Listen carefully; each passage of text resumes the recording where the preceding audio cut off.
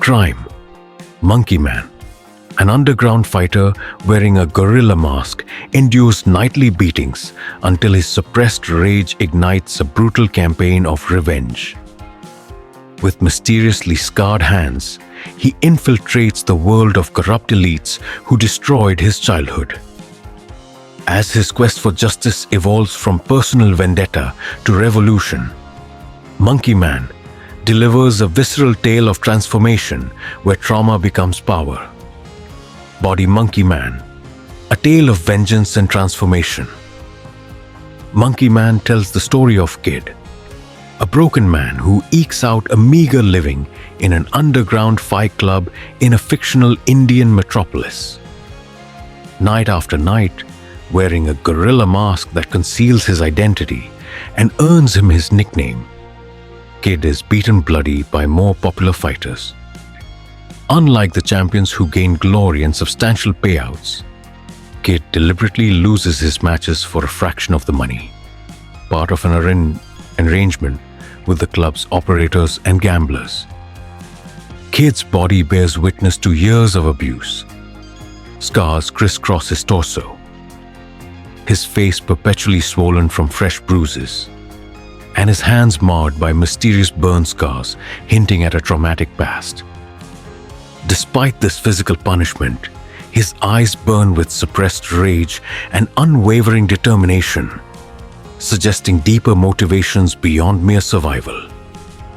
Between fights, Kid lives in squalid conditions, in a tiny room where he maintains a hidden shrine with newspaper clippings about prominent city figures and a worn photograph of his mother. These private moments reveal that Kid's acceptance of nightly beatings serves a greater purpose. Through fragmented flashbacks triggered by moments of intense pain or quiet reflection, we learn that Kid grew up in a peaceful village with his mother, a devout follower of Hanuman, the monkey god representing strength, devotion, and selfless service. Their simple but happy existence was violently shattered when corrupt officials led by Police Chief Rana, alongside a charismatic religious leader called Alpha, orchestrated an attack on their village to clear land for commercial development. During the brutal raid, young Kid watched helplessly as Rana murdered his mother, who had been leading community resistance against their displacement. The traumatic incident left Kid with both physical scars, particularly his distinctively burned hands from trying to rescue his mother from their burning home, and profound psychological wounds. After escaping, he was forced to survive on the streets, eventually finding his way into the underground fighting circuit where his willingness to absorb punishment made him a valuable asset. After years of planning while enduring his punishing existence, Kid discovers a way to infiltrate Paradise, an exclusive club catering to the city's elite, including the very men responsible for destroying his village and murdering his mother. Securing a position as a dishwasher, Kid works in the shadows of the opulent establishment, observing his targets while remaining invisible to them. The club serves as a microcosm of the city's power structure. Politicians, business moguls, religious leaders, and corrupt officials congregate there, engaging in debauchery and illicit dealings behind closed doors. Kid meticulously studies the club's operations while gathering intelligence on Rana, now a high-ranking police official with significant political connections, and Alpha, who has built a profitable religious empire that gives him influence over both the masses and government officials. During his time at Paradise, Kid encounters Sita, a hostess who navigates this treacherous world with her own carefully maintained facade. Initially distrustful of each other, they gradually develop a cautious connection, based on mutual recognition of the masks they wear to survive. As Kid's childhood trauma boils over, he initiates his campaign of retribution. His first target is one of Rana's loyal lieutenants who participated in the village raid. The confrontation reveals Kid's true fighting prowess, skills deliberately hidden during his underground matches. Though Kid delivers justice, he sustains serious injuries during the fight. Severely wounded and fleeing police, Kid collapses in an alley where he's discovered by members of a Hijra, transgender community led by the maternal figure Queenie. Despite initial wariness, the group takes the wounded Avenger to their communal home, a sanctuary for those rejected by mainstream society. During his recovery with the Hijra community, Kid's perspective begins to transform.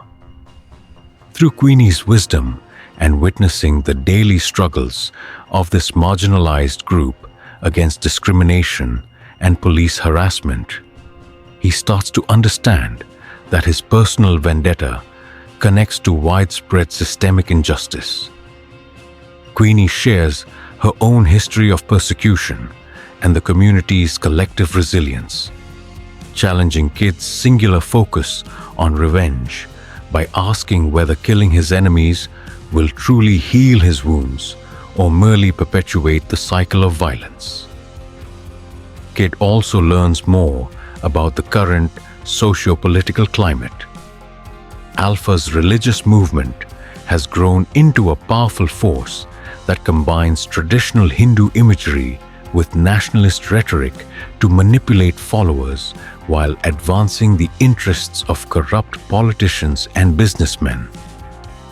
Through this movement, Alpha and Rana continue to displace communities and crush dissent, essentially repeating across the city what they did to Kid's village.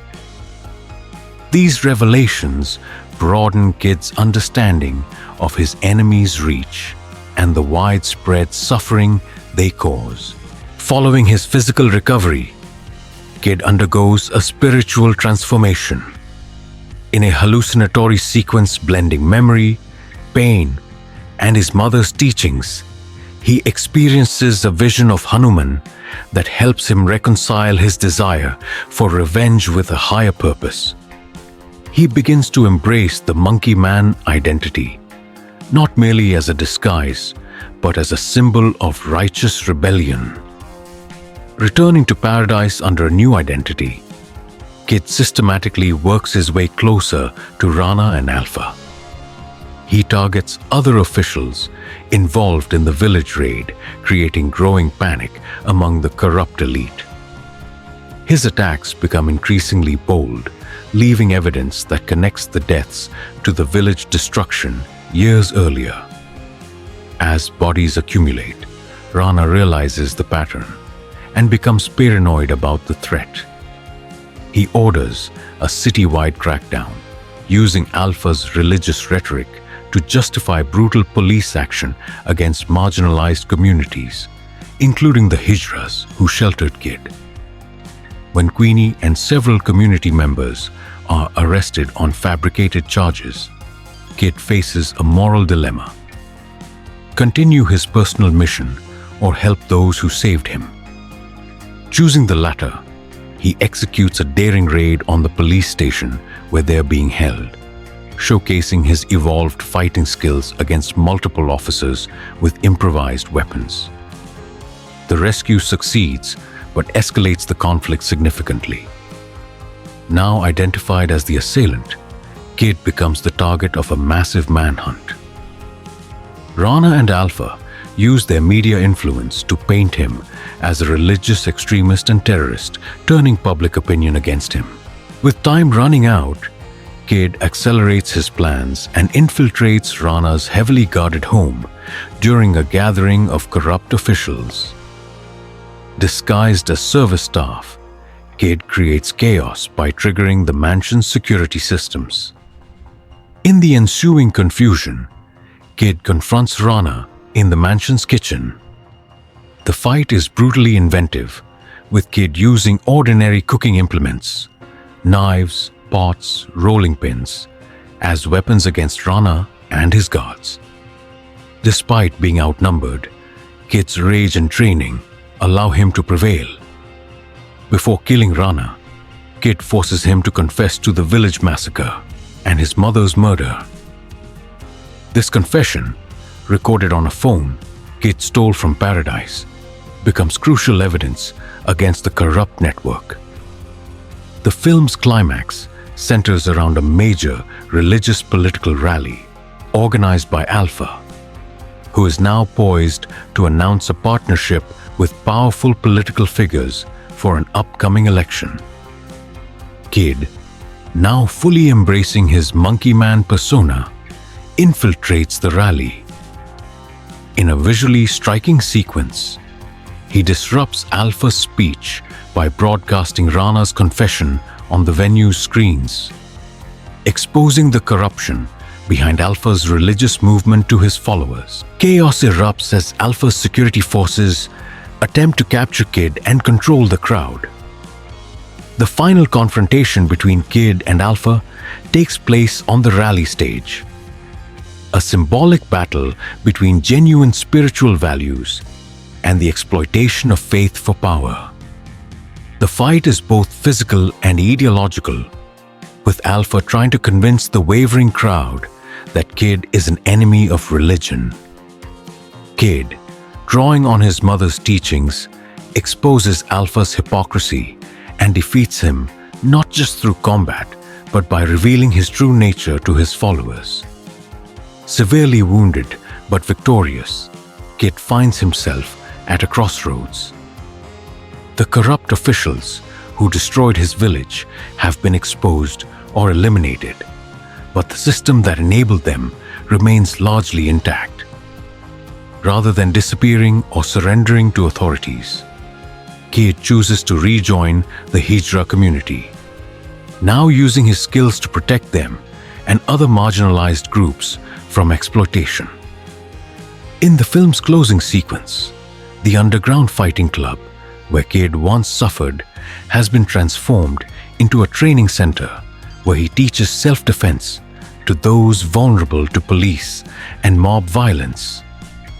The final images show Kid meditating before a small shrine to his mother and Hanuman, suggesting he has found a way to honor her memory not through vengeance alone, but through embodying the values she taught him: courage, devotion, and service to others in need. After witnessing Kid's extraordinary journey from suffering victim to empowered avenger, you too can find strength in your most painful experiences. Transform your perspective by joining our community of storytellers exploring themes of justice, redemption, and personal power. Subscribe now and follow our channel for more gripping tales of transformation that will inspire you to face your own battles with renewed courage and purpose.